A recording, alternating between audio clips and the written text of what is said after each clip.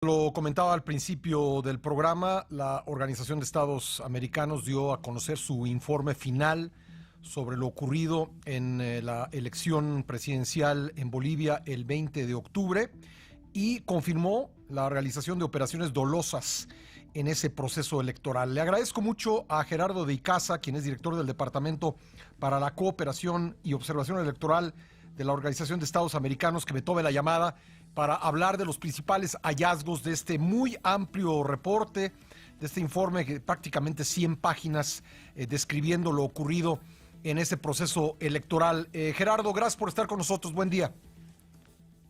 Buenos días, Pascal. El gusto es mío. Bueno, ¿cuáles son para informar a nuestra audiencia, cuáles son los principales hallazgos del equipo de trabajo de la OEA en esta elección? Pascal, los principales hallazgos son acciones dolosas en dos planos.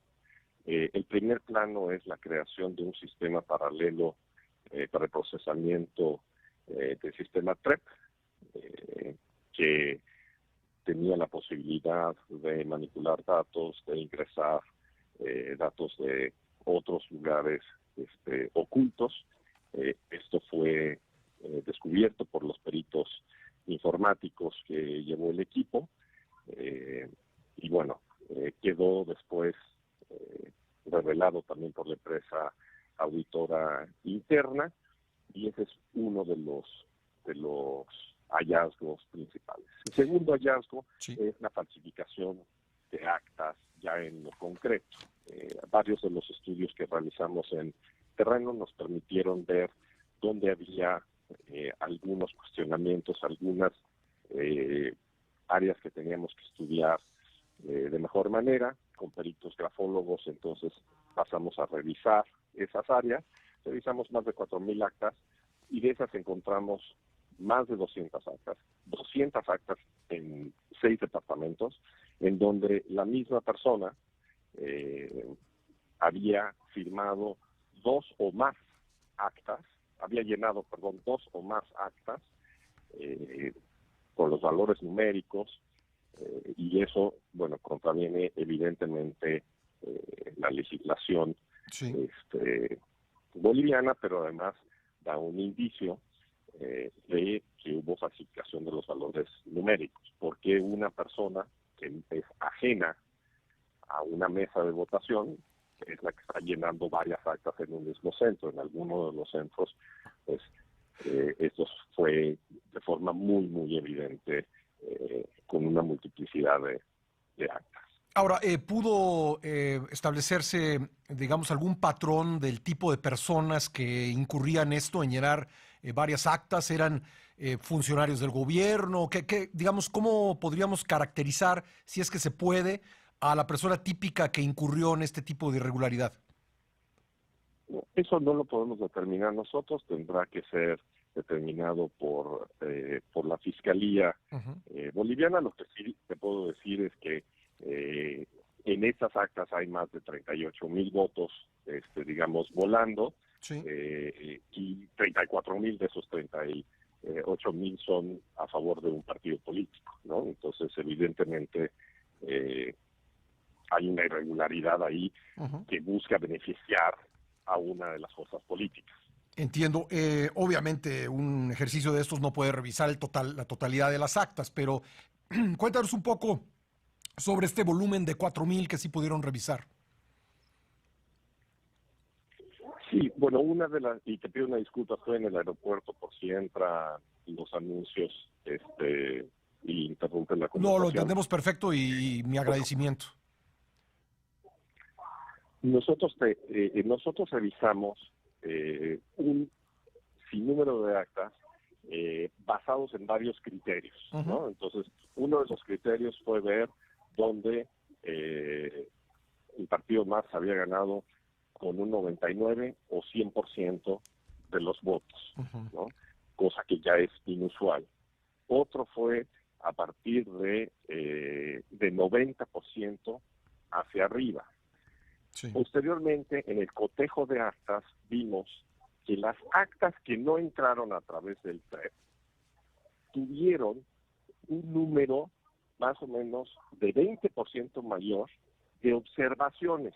Ujú. Y que esas observaciones, en un gran número, tenían que ver con dos elementos. El primer elemento era cambios numéricos en la asignación de votos. El segundo es una discrepancia entre el número de votos y número de votantes. Ujú. Y a partir de ahí hicimos un análisis caligráfico y encontramos estas irregularidades también dentro de esas actas. Cuando nos hablas de falsificación de actas, ¿quiere decir que el número que se asienta en el acta no corresponde al de votos depositados? No, cuando hablamos digamos, adulteración, falsificación de actas, quiere decir Ujú. también que las personas que se supone que tienen que llenar esas actas, ¿no? Las personas que firman el acta, si la llenaron o no. Y en este caso, vemos que una misma persona Sí. llena varias actas de varias mesas distintas. Eso Ujú. no debe de ser, eso es contrario. Y que además no hay posibilidad de recuento Sí. de esas actas. Mucho material fue perdido, la cadena de mando no fue respetada, y uno de los factores que nosotros analizamos es que había muchas actas que no sabían dónde estaban ubicadas. Es decir, no sabemos a ciencia cierta cuántas actas se produjeron, cuántas actas fueron entregadas a la autoridad electoral, Ujú. cuántas actas fueron entregadas a los distintos tribunales departamentales. Es decir, no hay un control de actas. ¿Cuántas sobraron? De esas que sobraron, si se Sí. destruyeron o no. No hay nada de esa información. Entonces, eso creo que facilita lo que digamos, el tipo de manipulación que es el descrito en el informe. ¿Qué otra irregularidad importante encontraron en el análisis? Bueno, creo que una cuestión fundamental fue la creación de este sistema paralelo en el que se le da el acceso a una persona que en ese momento era externo Ujú. al tribunal, que no pertenecía ni a la base, digamos, del equipo tecnológico del tribunal, ni pertenecía a ninguna de las dos empresas contratadas, y se le facilita todos los accesos y una máquina, una terminal, para que lo pueda hacer. Y después viene la comprobación en donde claramente vemos que hubo accesos de esa máquina. Sí. Inclusive hubo acceso durante el famoso apagón. Y después, cuando nosotros solicitamos, ya Ujú. estando en la auditoría, que no se tocaran los archivos, hubo accesos pagados. Sí. Bueno, Gerardo, en conclusión, en función de estos hallazgos, ¿qué es lo que se puede decir sobre el proceso y su resultado? Digamos, hay una imposibilidad de saber quién ganó, con qué ventaja. ¿Cuál sería la conclusión general a partir de lo encontrado? El tema digamos, en disputa es que se discute es la ventaja. Es Sí. decir, si es la ventaja de más de un 10%, es creíble y es íntegra o no, o pudo haber sido, o fue en este caso, manipulada. Sabemos que hubo no solo intentos, sino hubo manipulación que ayudó a que esa diferencia acrecentara. Por lo tanto, no podemos dar fe Ujú. de los resultados en cuanto a esa diferencia mayor al 10%. Bueno, pues ahí está el informe final de la OEA que, como nos dices, pues será entregado a las autoridades bolivianas y ellas sabrán, en función de su legislación, qué es lo que procede frente a lo que ustedes encontraron. Así es, tanto el informe como toda la evidencia estará disponible, y hemos estado colaborando con algunas cuestiones que por datos personales no podemos revelar en el informe Sí. a la Fiscalía. Pues Gerardo, te agradezco mucho que hayas estado con nosotros esta mañana.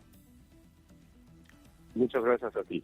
Gerardo de Icaza, director del Departamento para la Cooperación y Observación Electoral de la OEA. Ya escuchó usted la conclusión, a partir de las evidencias encontradas, es que hubo manipulación para que la diferencia con la que ganó oficialmente la elección Evo Morales se acrecentara y con ello pudiese evitar la segunda vuelta. De acuerdo con la legislación boliviana, una diferencia de 10% más entre el primer y segundo lugares ocasiona pues que no haya una segunda vuelta.